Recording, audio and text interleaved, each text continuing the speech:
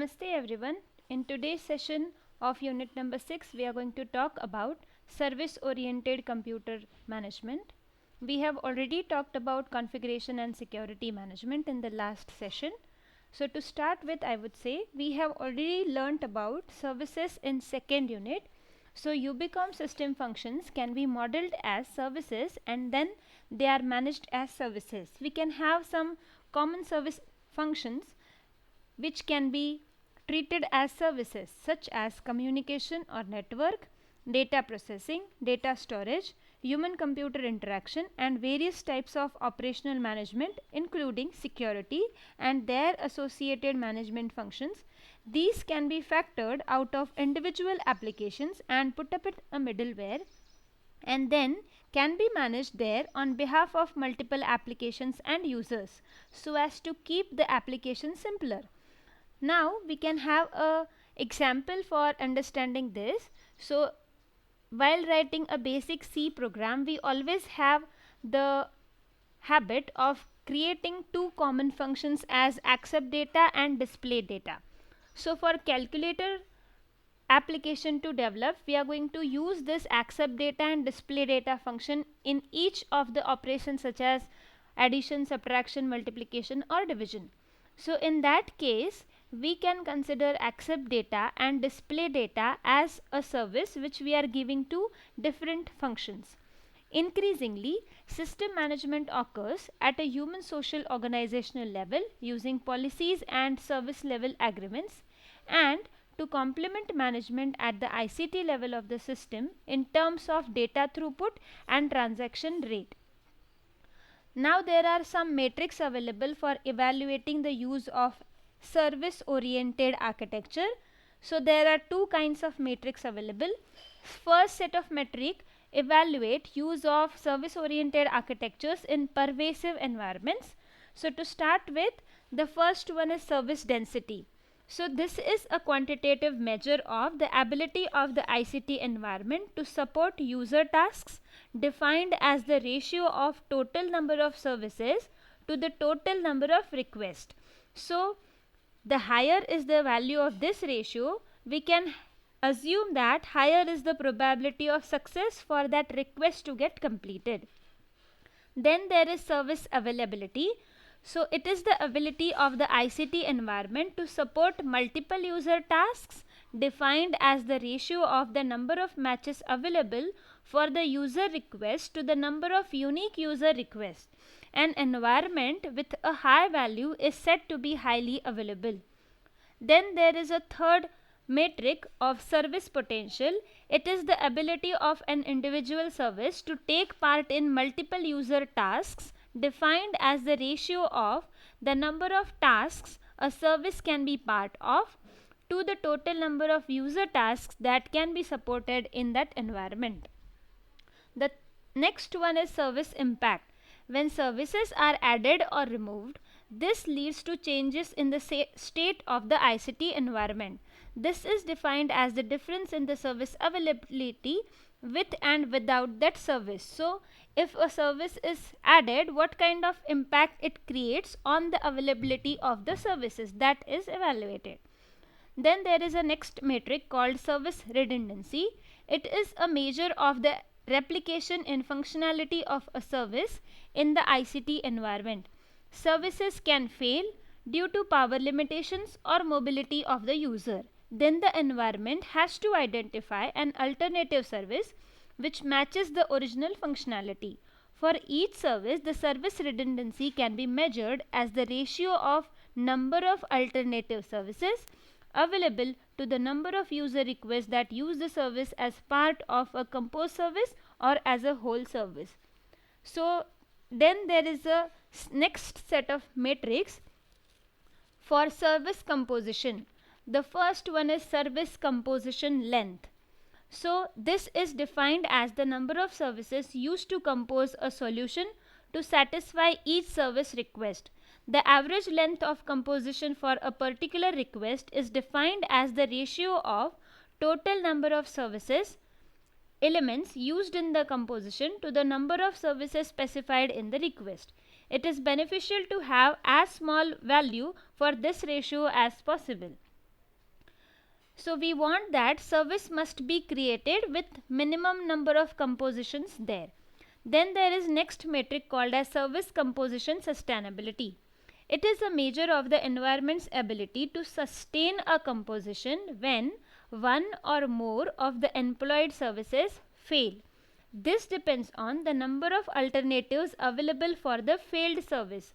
For each user task, the composition sustainability is defined as the ratio of sum of alternative compositions available for each requested service to the total number of services specified within each request. So I hope you all must be remembering the example of service composition which we had discussed in the class, where we were talking about railway ticket booking service.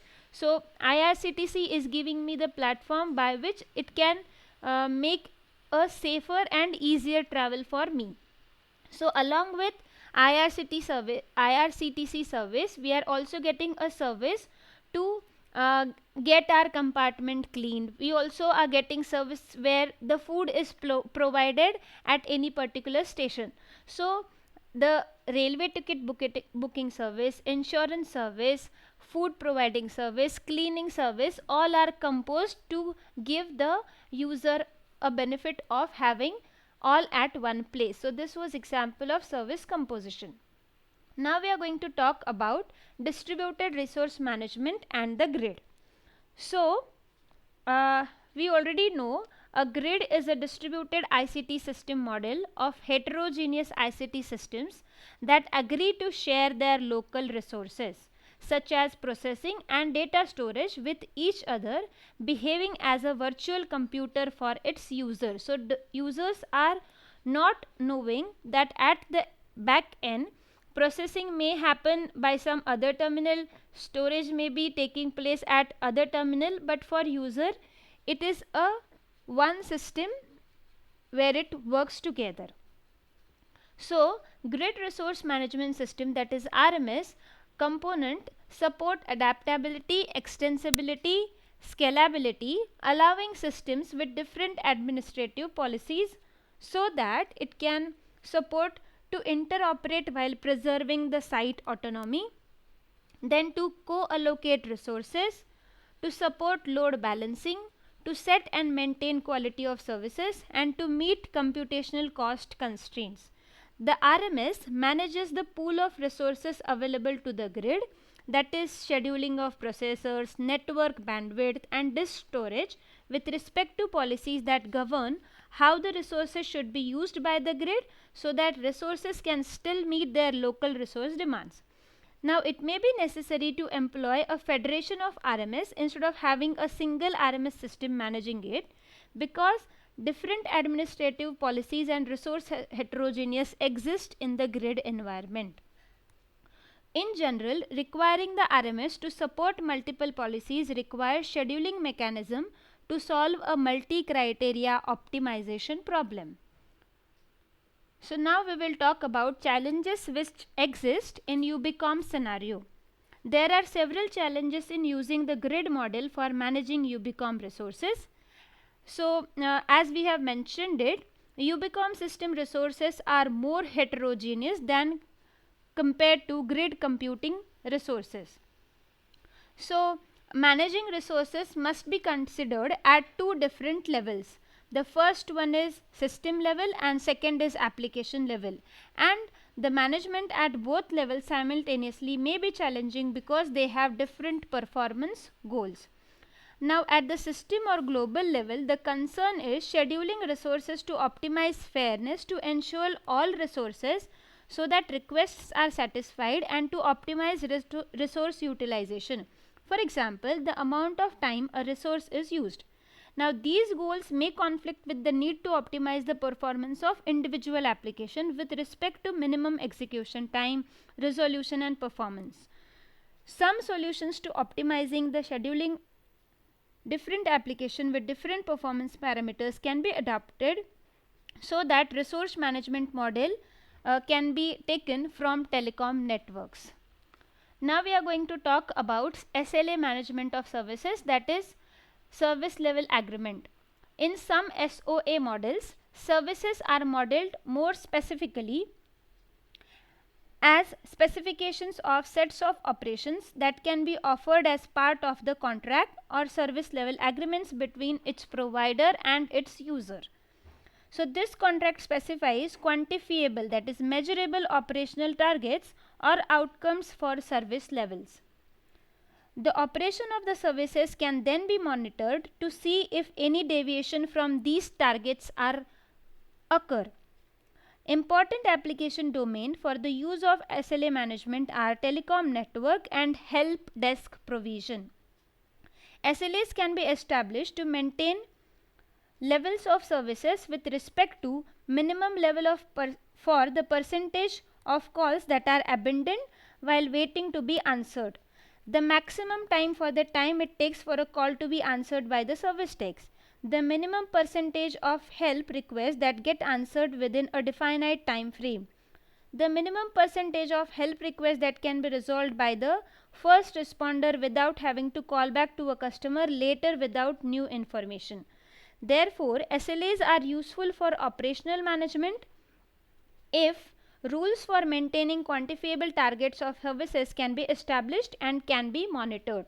So, you must have understood this example of help desk. So, it was identified whether each of the user is getting proper service in terms of their queries are resolved at first instance, or while the user is giving the call, the service providers are busy.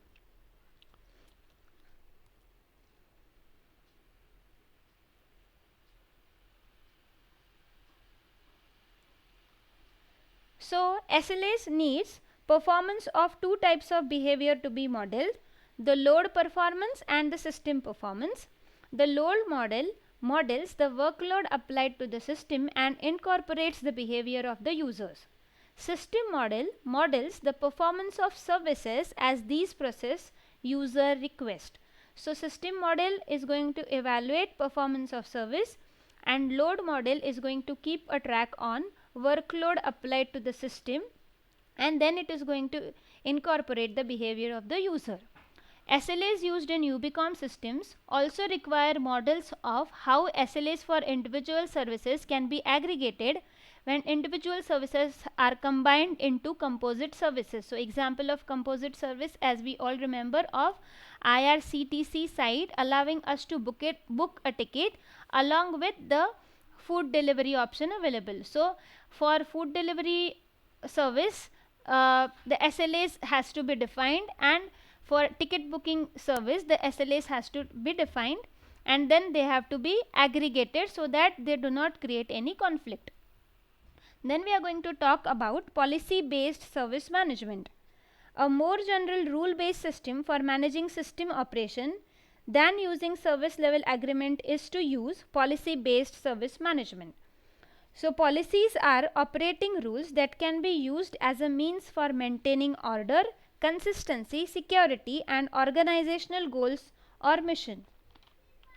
For example, system operation policies are rules which govern the choices and the behavior of a system. Policy based management within a domain involves having explicit declarative representations that can be dynamically manipulated in order to manage the operational configuration of systems. There are some core applications for service based management. So for example, security based policy management particularly is talking about particularly access control and user privacy management. Then there is network based management. Then there is service based management, which is going to keep track on mobility and context aware management. So for an example, if we do not consider this context, it may happen that there is a heater in the room, and switching it off because the motion detector has sensed that there is no motion in the room. But it might happen that some elderly person is sleeping who may then get the room very cold. So there are several ways with which we can handle the service conflicts. So instead of managing the detailed low level reconfiguration of parts of the system, the user specifies high level policies for the system using some policy model. So policy conflict may arise because multiple policies may be triggered during the same point of an executing process, as already I have given the example. Now how we are going to resolve these policy conflicts? So we can use the priorities, where the higher priority task is going to execute first, that policy rule set may execute first. Then we can talk about more specific rule which is taking the precedence. So if some specific rule has been there, then that may be applied because of its flexibility. So the application of less flexible rule may take the precedence. Then analysis of policies can be done to assess merger of policies and then executing it. Then we can use negotiation also.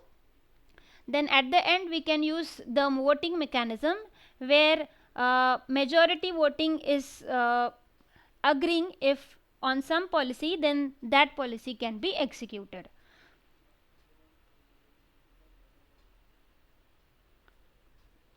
Then we are going to talk about pervasive workflow management for services. Now to understand this, first of all I would like to tell you what is workflow management. So now if some task is given to us, then how we are going to divide it into number of tasks, and how it has been given to number of people for completing it, that can be termed as workflow. So workflow can be treated as a means to compose and manage services. It can manage pervasive workflows in terms of distributed control and distributed task assignment. Here what happens is, each device to be managed is assigned a role for the workflow, and it needs to have the local resources to execute a local workflow engine. So that terminal can be called as a FAT client. So we have already studied this architecture, where FAT client were there, which were managing everything on their own. So all the resources to complete the task were assigned to that client only, then that client is termed as flat client. Devices and the services or work offered can be dynamically discovered and scheduled. So this is how we can manage pervasive workflow management for services. So right now we are doing it this way only. So we all are doing this work of completing the syllabus, where you all are preparing for the examination. We all are helping you by creating videos, and then you are submitting your assignments and getting them checked by us. So this is how task of syllabus completion by being at a distance can be completed with the help of these kinds of features.